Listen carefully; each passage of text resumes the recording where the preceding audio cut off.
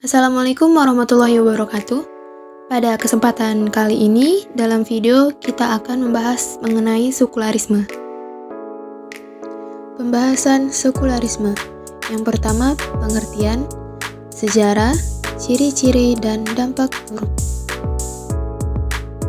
Yang pertama itu pengertian sekularisme. Secara etimologi, sekularisme berasal dari bahasa Latin, seculum yang memiliki arti waktu tertentu atau tempat tertentu. Lebih tepatnya menunjukkan kepada waktu sekarang dan di sini di dunia ini. Sehingga sungguh tepat jika seculum disonimkan dengan kata worldly dalam bahasa Inggrisnya. Adapun sekularisme dalam bentuk kamus ilmiah, sebagaimana dikutip oleh Wormy, adalah hal usaha yang merampas milik gereja atau penduniawian. Sedangkan sekularisme adalah sebuah gerakan yang menyuruh kepada kehidupan duniawi, maka sekularisme secara bahasa bisa diartikan sebagai faham yang hanya melihat kehidupan saat ini saja dan di dunia ini. Adapun sekularisme dalam bentuk kamus ilmiah sebagaimana dikutip oleh Wormy adalah hal usaha yang merampas milik gereja atau penduniawian, sedangkan sekularisme adalah sebuah gerakan yang menyuruh kepada kehidupan duniawi tanpa campur tangan agama. Umat Islam pasti akan menolaknya. Karena itu, sungguh jahatlah penerjemahan sekular kepada istilah al-imaniyah. Dari berbagai penjelasan di atas, maka dapat disimpulkan bahwa sekularisme adalah suatu faham yang memisahkan antara kehidupan dunia dengan akhirat dalam semua aspek kehidupan, baik dari sisi agama, ekonomi, pendidikan, politik, sosial, dan lain sebagainya. Selain itu, sekularisme juga memperjuangkan hak untuk bebas dari berbagai aturan-aturan dari ajaran agama. Di samping juga memberikan sifat toleransi yang tidak terbatas, termasuk juga antar agama. Dengan skala lain, sekularisme merujuk kepada kepercayaan bahwa semua kegiatan dan keputusan yang keseluruhannya berada dan dibuat oleh manusia, tidak boleh ada peran dan campur tangan agama di dalamnya. Yang selanjutnya itu sejarah. Awal bergulirnya sekularisasi adalah akibat westernisasi ajaran Nabi Isa, sebagaimana diketahui pada awalnya ajaran Nabi Isa itu masih orisinil, yakni ajaran Tauhid. Banyak orang tidak menyenanginya sehingga pengikut Nabi Isa selalu dikejar-kejar dan hidup tertekan mencapai rentang waktu sekitar 200 tahun lamanya. Dalam rentang waktu yang demikian panjang itulah ajaran Nabi Isa mengagami berbagai macam penyimpangan trinitas. Untuk mengambil jalan keluar dari pertengahan itu diadakan konsili Nicaea pada tahun 325 Masehi. Tapi konsili ini diakhiri dengan voting dan pengikut Arius dinyatakan kalah setelah sang kaisar menyatakan mendukung pengikut Athanasius. Sejak itulah mulai terjadi penyelewengan ajaran Nabi Isa. Agama yang bersih itu kini telah tercemari oleh mitologi Yunani. Semakin lama semakin jauh dari orisinalitasnya. Namun pada waktu itu, belumlah ada istilah sekularisme. Muncul istilah sekularisme dan fahamnya adalah setelah terjadi pengekangan oleh gereja yang menyekat pintu pemikiran dan penemuan sains. Pihak gereja Eropa telah menghukum ahli sains seperti Copernicus, Giordano, Galileo, dan lain-lain, yang mengutarakan penemuan saintifik yang berlawanan dengan ajaran gereja. Kemunculan paham ini juga disebabkan tindakan pihak gereja yang mengadakan upacara agama yang dianggap perlawanan dengan nilai pemikiran dan moral seperti penjualan surat pengampunan dosa, yaitu seseorang boleh membeli surat pengampunan dengan nilai uang yang tinggi dan mendapat jaminan surga walaupun berbuat kejahatan di dunia. Di samping itu bahwa lahirnya sekularisasi juga dilatar belakangi oleh penolakan terhadap dogma-dogma gereja yang cenderung memusuhi rasionalitas dan pengetahuan. Pemberanggusan kaum rasionalis oleh gereja dengan mengatasnamakan pembasmian terhadap gerakan heretik di kemudian hari justru mengakibatkan perubahan radikal struktur masyarakat pada abad pertengahan.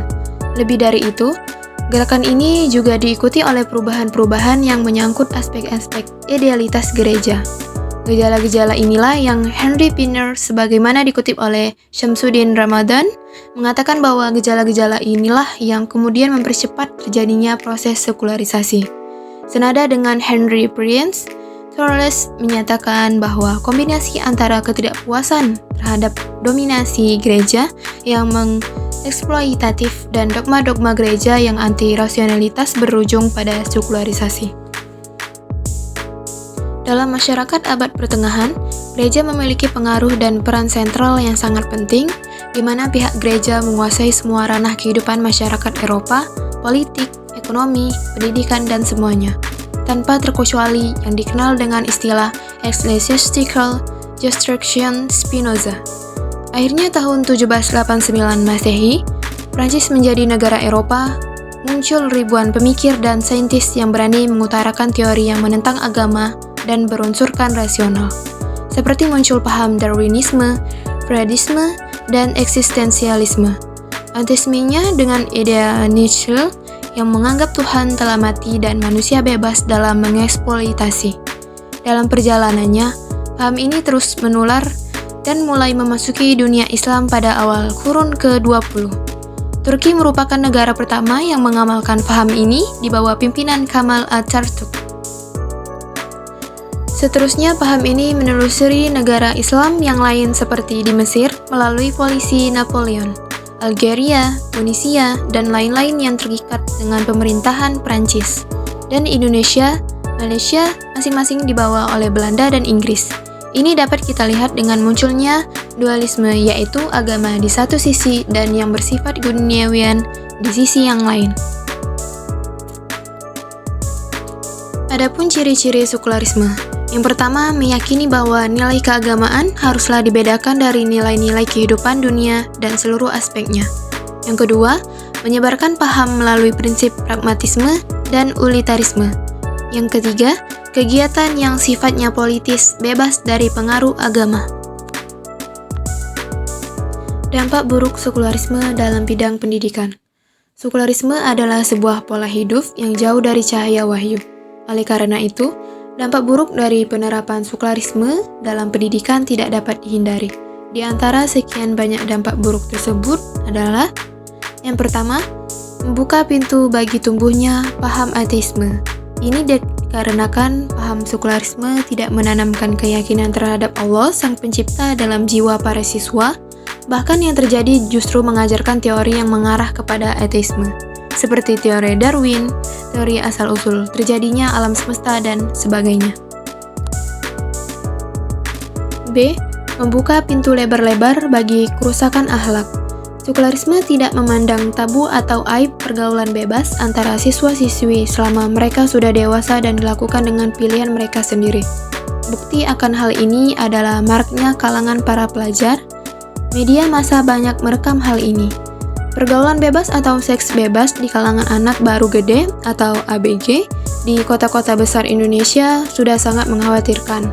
Menurut sebuah survei, lebih dari 50% ABG di kota-kota besar sudah tidak perawan lagi akibat pergaulan bebas. C. Terputusnya hubungan sejarah dengan para pendahuluan kaum muslimin yang luhur.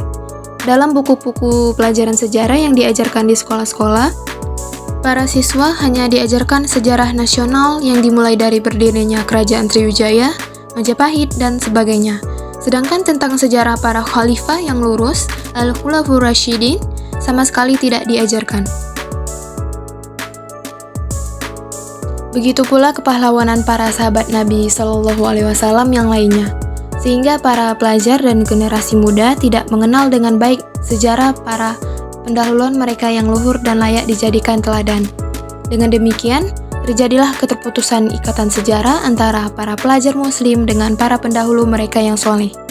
Ini adalah sebuah rekayasa para orientalis yang disengaja, yakni membuat generasi muda muslim mengabaikan sejarah para leluhur mereka yang agung, mulai dari sirah nabawiyah sehingga sejarah para pahlawan Islam, penakluk ulama, tokoh-tokoh ternama, dan para dai yang telah berjasa membawa obor Islam yang terang benderang pada setiap masa dan tempat. Kesimpulan, sekularisme merupakan masalah barat yang sedang dihadapi umat Islam saat ini. Sebab, dengan perkembangan dan kemajuan zaman serta kemajuan dari sarana informasi seperti media cetak dan media elektronik, serta gelombang informasi yang telah diperkirakan sebelumnya, sehingga pengaruh suatu paham cepat sekali. untuk mengenal tubuh umat manusia, khususnya umat Islam, dimanapun mereka berada, terlebih di era globalisasi.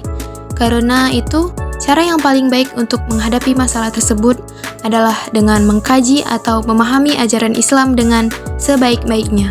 Dan ajaran Islam tersebut diajarkan sejak dini agar ajaran Islam bisa mengatur kehidupan. Hal yang diajarkan khususnya ajaran yang bersumber dari Al-Quran dan As-Sunnah, maupun ajaran Islam yang bersumber dari paham para ulama atau ijtihad para ulama sepanjang sejarah perkembangan Islam saat ini, terutama yang disebut yaitu pemikiran umat Islam yang memenuhi syarat yang tercantum dalam kebudayaan Islam harus kita pelajari melalui suatu pendekatan sosial, humaniora yang telah diterangkan dalam pembahasan kritis analisis dan dengan kepala dingin.